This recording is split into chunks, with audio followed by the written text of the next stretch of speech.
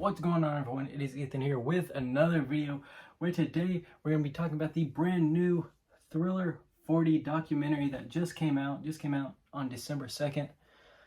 And yeah, in this video I'm just going to be telling you guys my thoughts on the documentary and just some of the stuff that's in the documentary and stuff like that.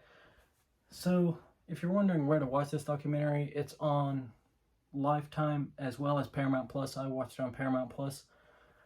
But yeah, this documentary is about an hour and a half long, and it just has a bunch of artists and like John Branca and a bunch of people talking about Thriller and making of Thriller and stuff like that. So starting off, my favorite thing about this documentary is the unreleased footage. You know, we got some nice new footage in this documentary, as well as some like audio that was unheard, you know, just Michael talking about the album and stuff, and you know how he wanted it to be the biggest selling album of all time and just the best album ever and stuff like that, which is really nice to hear. And stuff like just seeing the nice footage as well, because most of this footage is like really HD, and of course the videos got remastered in 4K last year, so the videos are looking great as well.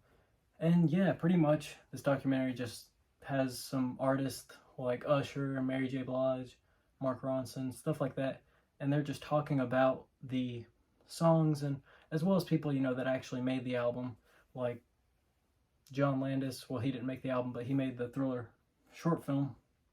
Yeah, there's also some people, you know, that helped produce it and stuff like that.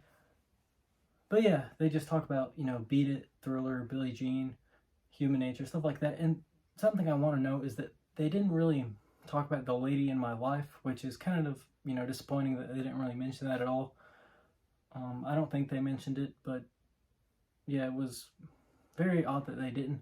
And as well as PYT, like I'm pretty sure they mentioned PYT or talked about it a little bit, but they really didn't go in depth with it as well as much as they did with like Baby Be Mine, Billie Jean. And they did go into depth with these songs. Like they went in depth, but not as in depth as you'd think it would. I mean, not to say that it doesn't really go in depth, but not like it goes deep, but not like too deep, you know. So kind of disappointing in that aspect. But yeah, overall the documentary was really good.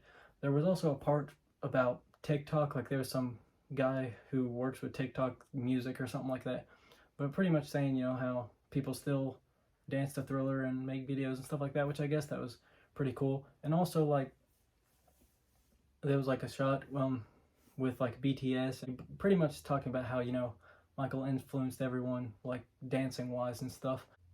So yeah, this documentary, I would definitely recommend it.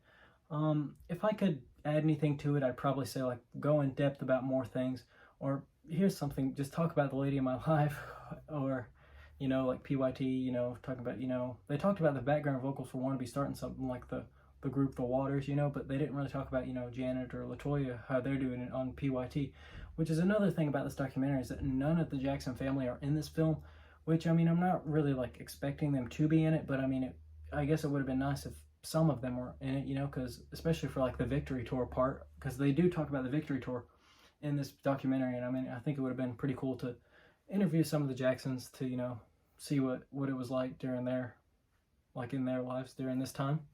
But overall, I would definitely recommend this documentary. I'd give it like a 7 out of 10. 7? Well, no, this is the yeah, 7 out of 10. Definitely recommend it if you have Paramount Plus. I would definitely check it out, especially for that footage. But yeah, I enjoyed the documentary. It was really good.